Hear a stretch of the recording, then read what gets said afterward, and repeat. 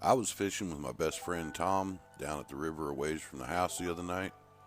To get there, you go through the small patch of woods behind the house and follow the road down the river.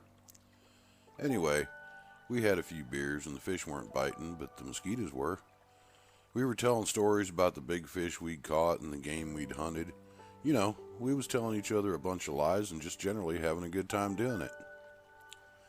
We ran out of beer, and Tom said he'd go get us another six from the icebox at his place, which was closer than mine, and I could return the favor next time by bringing some extras with me. I was agreeable to this, and watched Tom as he stumbled up the bank toward his house. He hollered back for me to watch his rod, which was unnecessary because his hook was dangling from the end of his rod on the bank. He was gone a long time, so I reeled up my line and set the rods behind a tree so they'd be safe, and went on over to Tom's to see what was keeping him. I got there, and the back door was open, but when I hollered inside, nobody answered. I went in and had a look around, but there wasn't nobody home, so I checked the icebox, and sure enough, there was no beer in it. I figured Tom had gone on back and we'd missed each other in the dark. I headed back to the river, hoping Tom hadn't gone and fell in on account I had the lantern with me, and there was no light down by the river. Well, I get back, and the beer's sitting there, but I don't see Tom. I looked around for him, but he wasn't no place, so after I hung the lantern back in the tree, I checked to see if there's any tracks leading toward the water. I was right down by the edge of the water looking for tracks, and all of a sudden there came this roaring and growling that sounded like every bear and dog in the neighborhood had decided that I looked like lunch. I jumped up and grabbed a limb of the cypress tree that was growing there, and I was up that tree quicker than spit. By the time I stopped climbing, because I noticed that the growling had stopped and was replaced by laughter, I was halfway up that tree, and I looked down, and there's old Tom rolling on the ground, busting a gut. Once I figured out it was him that made all the noise, I came back down out of that tree and grabbed me a beer. I watched Tom roll around a while longer, and when he sat up, his face was all covered in tears, and he looked like a baby that's been crying too long. Well, pretty soon he calmed himself down, and I'd already decided there weren't no use getting mad. I'd just wait and get him back someday, and he turns to me and says that I had it coming. Now, ain't that a fine bucket of thanks, I says to myself. Here I go and see if he's okay, and he makes it necessary for me to change my drawers, and he says I had it coming. I looked at him and asked why I had it coming, and he says, 'cause I scared him when he was coming back from getting the beer. I said, you damn fool, I didn't do no such thing. I never even saw you till I was up in that tree looking back to see what was trying to taste my tenderloins. He looks at me all serious like and says, that wasn't you growling when I saw that lantern going by? I said, no, you old fool. Who you think was carrying the lantern to go look for you? All of a sudden, he starts looking around the woods and into the darkness all crazy like. I asked, what are you looking for? There ain't nobody out here but the two of us. And I cast my rod out again to see if I could catch me one of them big old catfish that's in this part of the river. He looks at me and says, well, if it weren't you that was growling when you went by carrying that lantern, who you suppose it was? I looked at him and he was truly scared. It was maybe some old coon hiding up in a tree, or maybe you walked too close to a dog that was chewing on a roadkill. Who knows? He let his face go back to normal and grabbed the beer and sat back. Yeah, you're probably right, he says, and went back to fishing and telling lies. Along about 3 in the morning, we still hadn't caught no fish, and the beer was gone again, so I told Tom I figured it was time to pack it in. I reeled up my line. We walked back through the woods to his house, and after he bummed me a smoke and went on inside, I got on the road and headed for the house. As I was walking, I started seeing shadows moving alongside the road in the bushes, and I figured it had to be my imagination because of what Tom had said earlier, and I kept walking. About the time I was supposed to turn into the woods to get to the house, I was sure there was something in them weeds, and I did not want to have to go through them to get to the house. So I stood on the road looking at my porch light through the trees, trying to figure out what to do.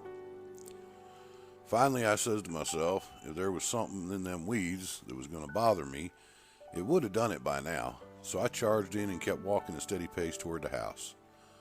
I was about 50 foot from the back porch when the hackles on my neck raised up, and I dropped that fishing rod and bolted for the house. I ran up the stairs, and I could swear I heard growling behind me. I threw open the door and turned as quick as I could to slam it. There was something following me in them woods, 'cause just as I slammed the door, I saw a dog jumping at me, and he hit the door so hard I almost fell back. I was never more glad that I had put on that solid wood door that I got down to the feed store. Well, after a minute or two, I hear this dog get up and go off the porch, and I peeked out the curtain at the backyard.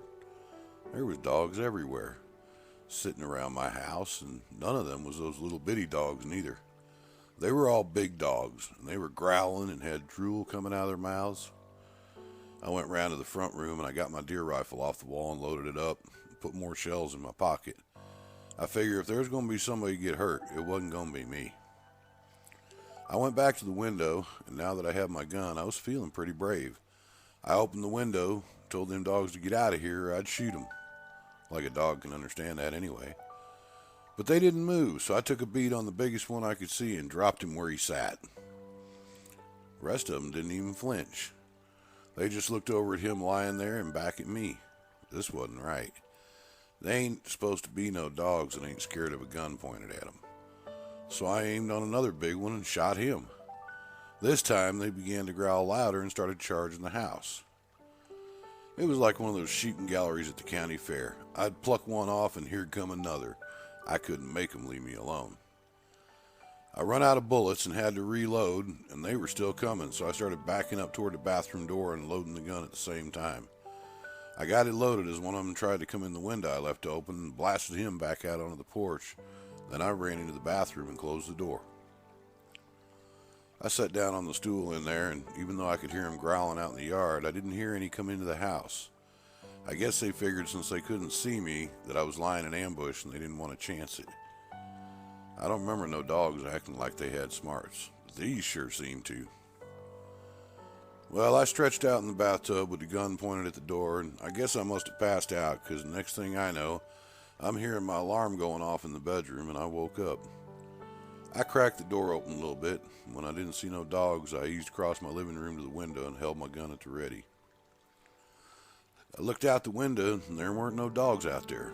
And I don't mean that there weren't no live dogs, but there was not one dog, dead or alive, to be seen. Even the ones I shot were gone.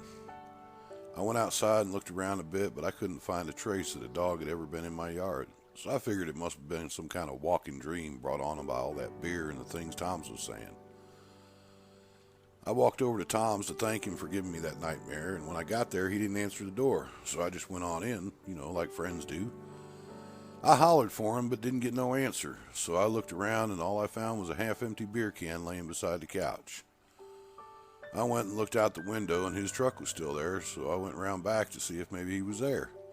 I checked all over and never seen hide nor hair of him, so I went back to my house.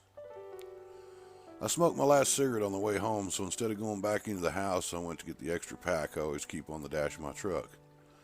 I was leaning in to get that pack of smokes when I saw something lying under the truck by the tire. I bent over and picked it up. Noticed all at once it was kind of a piece of bloody, furry flesh, like from a dog. It scared me all over again, and I hopped in my truck, and I ain't never been back there since.